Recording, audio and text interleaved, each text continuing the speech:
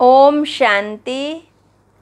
अज प्यारे बाप दादा दे 29/5/2021 ਦੇ महावचन बाप दादा ने अपने प्यारे बच्चों को कहा, मिठे बच्चे, जिमें बाबा प्यार दा सागर है, उस वर्गा प्यार दुनिया विच कोई भी नहीं कर सकता। इस तरह तुसी भी बच्चे बाप समान बनो, किसे नू नाराज नहीं करो। प्रश्न है, किस प्रकार दे विचार चलते रहन तां खुशी दा पारा चढ़िया रहेगा।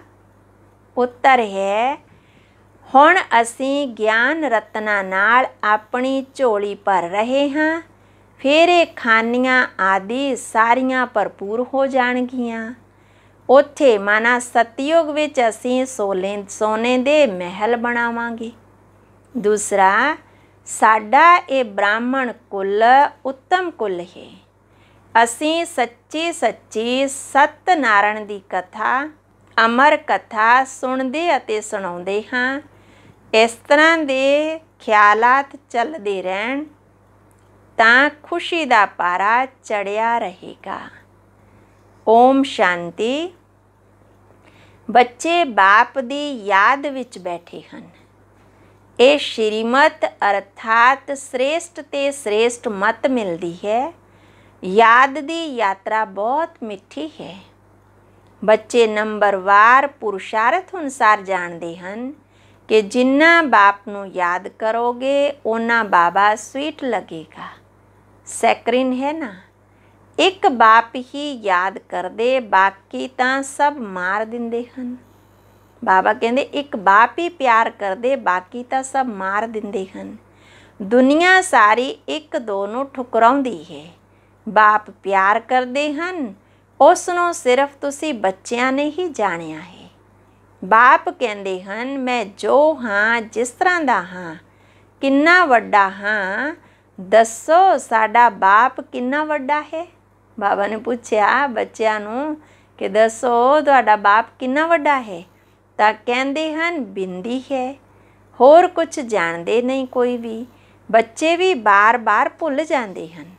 कहंदे भी हन भगती मार्ग विच तां वड्डे वड्डे चित्रां दी पूजा करदे सी। हुण बिंदी नू किस तरह याद करिए। बिंदी बिंदी नू याद करेगी ना। आत्मा जानदी है कि असी बिंदी हाँ, साडा बाप भी इस तरह है। आत्मा प्रेजिडेंट है, आत्मा ही नौकर है। पार्ट तां आत्मा ही बजाउंदी है। बाप है सब तो मिठा। सब याद करदे है पतित पावन दुख हरता सुख करता आओ। हुण तुहानू बच्चियां नू ये निश्चय है कि जिसनों बिंदी कहंदे वो बहुत सूक्ष्म है, परंतु उसदी महिमा कितनी वड्डी है। बेशक महिमा गाउंदे हन, ज्ञान दा सागर है, शांति दा सागर है, परंतु समझते नहीं कि वो आके किमें सुख दिंदे हन। मिठे मिठे बच्चे हर एक समझ सकते हैं कि कौन कौन किन्ना श्रीमत ते चलदे हन। श्रीमत मिलती है सेवा करन दी। बहुत मनुख बीमार रोगी हन, बहुत हन जो हेल्दी भी हन। भारत वासी जानते हैं सतयुग की बहुत वड्डी एवरेज 125-150 साल भी आयु सी। हर एक दी फुल आयु हर कोई पूरी करदे सी। ये तां बिल्कुल ही छीछी दुनिया है ना, जो बाकी थोड़ा समय ही है। मनुख वड्डियां वड्डियां धर्मशाला आदि बनवाउंदे हन, परंतु जानते नहीं किन्ना लखां रुपया खर्च करते हैं। उन्हां दी आयु बाकी किन्ना समा होवेगी। तुसी जानते हो ये सब तां टुटिया कि टुटिया। तुहानू बाबा मकान आदि बनाउण दी मना नहीं करदे। तुसी अपने ही घर विच एक कमरे विच हॉस्पिटल कम यूनीवर्सिटी बनाओ। बिना कोई खर्चा हैल्थ वैल्थ हैप्पीनैस 21 जन्मां दे लई लैना है। इस नॉलेज तो ये भी समझाया है कि तुहानू सुख बहुत मिलता है। जदों तमो प्रधान बने तां जास्ती दुख हुंदा है। ਜਿੰਨਾ ਜਿੰਨਾ ਤਮੋ ਪ੍ਰਧਾਨ ਬਣਦੇ ਜਾਓਗੇ ਉਹਨਾਂ ਦੁੱਖ ਅਸ਼ਾਂਤੀ ਵੱਧਦੀ ਜਾਂਦੀ ਹੈ। ਬਾਬਾ ਕਹਿੰਦੇ ਹਨ, ਤੁਸੀਂ ਪਹਿਲਾਂ ਕਿੰਨੇ ਸਮਝਦਾਰ ਸੀ, ਸਤੋ ਪ੍ਰਧਾਨ ਸੀ, ਹੁਣ ਤਮੋ ਪ੍ਰਧਾਨ ਬਣ ਗਏ ਹੋ। ਤੁਹਾਡੀ ਬੁੱਧੀ ਵਿੱਚ ਵੀ ਹੁਣ ਆਇਆ, ਪਹਿਲਾਂ ਥੋੜ੍ਹੀ ਸਮਝਦੇ ਸੀ ਅਸੀਂ ਵਿਸ਼ਵ 'ਤੇ ਰਾਜ ਕਰਦੇ ਸੀ। ਤੁਸੀਂ ਵਿਸ਼ਵ ਦੇ ਮਾਲਿਕ ਸੀ ਤਾਂ ਜ਼ਰੂਰ ਬਣੋਗੇ। ਹਿਸਟਰੀ ਜੀਓਗ੍ਰਾਫੀ ਰਿਪੀਟ ਹੋਵੇਗੀ। ਬਾਬਾ ਨੇ ਸਮਝਾਇਆ, 5000 ਸਾਲ ਪਹਿਲਾਂ ਮੈਂ ਆਇਆ, ਤੁਹਾਨੂੰ ਸਵਰਗ ਦਾ ਮਾਲਿਕ ਬਣਾਇਆ ਸੀ। ਫਿਰ ਤੁਸੀਂ 84 ਜਨਮਾਂ ਦੀ ਸੀੜੀ ਨੀਚੇ ਉਤਰਦੇ ਹੋ। ਅਸਲ ਵਿੱਚ ਇਹ ਹੈ ਹੀ ਭਗਤੀ ਗ੍ਰਸਤੀਆਂ ਦੇ ਲਈ। ਬਾਬਾ ਕਹਿ ਰਹੇ ਭਗਤੀ ਮਾਰਗ ਸ਼ੁਰੂ ਹੁੰਦਾ ਹੈ ਨਾ, ਅਸਲ ਵਿੱਚ ਭਗਤੀ ਹੈ ਹੀ ਗ੍ਰਸਤੀਆਂ ਦੇ ਲਈ। ਬਾਪ ਬੈਠ ਸਮਝਾਉਂਦੇ ਹਨ ਕਿ ਉਹਨਾਂ ਨੂੰ ਪਤਾ ਨਹੀਂ ਹੈ ਕਿ ਸਦਗਤੀ ਦਾਤਾ ਕੌਣ ਹੈ। ਬਾਪ ਸਮਝਾਉਂਦੇ ਹਨ, ਤੁਸੀਂ ਮੈਨੂੰ ਬੁਲਾਉਂਦੇ ਵੀ ਹੋ, ਹੇ ਪਤਿਤ ਪਾਵਨ ਆਓ, ਮੈਂ ਤੁਹਾਨੂੰ ਪਾਵਨ ਬਣਾਉਂਦਾ ਹਾਂ। ਮੈਂ ਤੁਹਾਨੂੰ ਪਾਵਨ ਬਣਾਉਣ ਦੇ ਲਈ ਪੜ੍ਹਾਉਣ ਆਇਆ ਹਾਂ। ਇਸ ਤਰ੍ਹਾਂ ਨਹੀਂ ਕਿ ਸਾਡੇ 'ਤੇ ਕਿਰਪਾ ਕਰੋ, ਮੈਂ ਤਾਂ ਟੀਚਰ ਹਾਂ, ਤੁਸੀਂ ਕਿਰਪਾ ਆਦਿ ਕਿਉਂ ਮੰਗਦੇ ਹੋ। ਆਸ਼ੀਰਵਾਦ ਤਾਂ ਅਨੇਕ ਜਨਮ ਲੈਂਦੇ ਆਏ ਹੋ ਨਾ, ਹੁਣ ਆ ਕੇ ਮਾਂ-ਬਾਪ ਦੀ ਮਲਕੀਅਤ ਦਾ ਮਾਲਿਕ ਬਣੋ। ਅਤੇ ਆਸ਼ੀਰਵਾਦ ਕੀ ਕਰਨਗੇ। ਬਾਬਾ ਕਹਿੰਦੇ ਹੋਰ ਆਸ਼ੀਰਵਾਦ ਕੀ ਕਰਾਂਗਾ ਮੈਂ। ਬੱਚਾ ਪੈਦਾ ਹੋਇਆ, ਬਾਪ ਦੀ ਮਲਕੀਅਤ ਦਾ ਮਾਲਿਕ ਬਣਿਆ, ਲੌਕਿਕ ਬਾਪ ਨੂੰ ਕਹਿੰਦੇ ਕਿ ਕਿਰਪਾ ਕਰੋ। ਇੱਥੇ ਤਾਂ ਕਿਰਪਾ ਦੀ ਕੋਈ ਗੱਲ ਨਹੀਂ ਹੈ ਨਾ, ਸਿਰਫ ਬਾਪ ਨੂੰ ਯਾਦ ਕਰਨਾ ਹੈ। ਇਹ ਵੀ ਕਿਸੇ ਨੂੰ ਪਤਾ ਨਹੀਂ ਕਿ ਬਾਬਾ ਬਿੰਦੂ ਹੈ। ਹੁਣ ਤੁਹਾਨੂੰ ਬਾਬਾ ਨੇ ਦੱਸਿਆ, ਸਾਰੇ ਕਹਿੰਦੇ ਵੀ ਹਨ ਪਰਮ ਪਿਤਾ ਪਰਮਾਤਮਾ, ਗੋਡ ਫਾਦਰ, ਸੁਪਰੀਮ ਸੋਲ। ਤਾਂ ਬਾਬਾ ਕਹਿ ਰਹੇ ਕਿ ਬਾਪ ਹੀ ਆ ਕੇ ਤੁਹਾਨੂੰ ਸਵਰਗ ਦਾ ਮਾਲਿਕ ਬਣਾਉਂਦੇ। ਬਾਪ ਸਵਰਗ ਦਾ ਰਚయిਤਾ ਹੈ ਨਾ।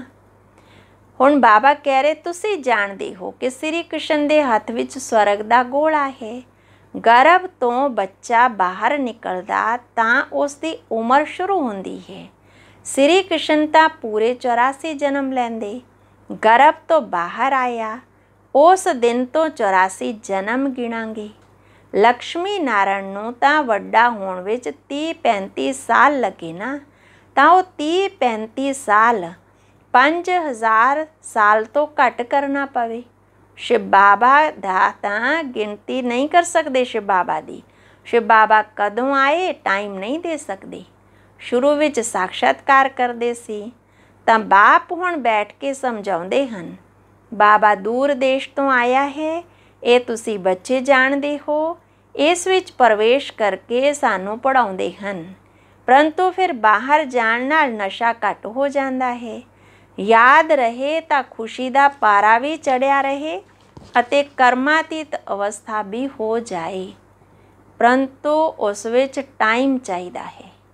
ਹੁਣ ਦੇਖੋ, ਸ੍ਰੀ ਕ੍ਰਿਸ਼ਨ ਦੀ ਆਤਮਾ ਨੂੰ 84 ਜਨਮ ਵਿੱਚ ਫੁੱਲ ਗਿਆਨ ਹੈ। ਫਿਰ ਗਰਭ ਤੋਂ ਬਾਹਰ ਨਿਕਲਣਗੇ, ਪਾਈ ਦਾ ਵੀ ਗਿਆਨ ਨਹੀਂ ਹੋਵੇਗਾ। ਬਾਬਾ ਆ ਕੇ ਸਮਝਾਉਂਦੇ ਹਨ, ਕ੍ਰਿਸ਼ਨ ਨੇ ਕੋਈ ਮੁਰਲੀ ਬਜਾਈ ਨਹੀਂ, ਉਹ ਤਾਂ ਗਿਆਨ ਜਾਣਦੇ ਹੀ ਨਹੀਂ।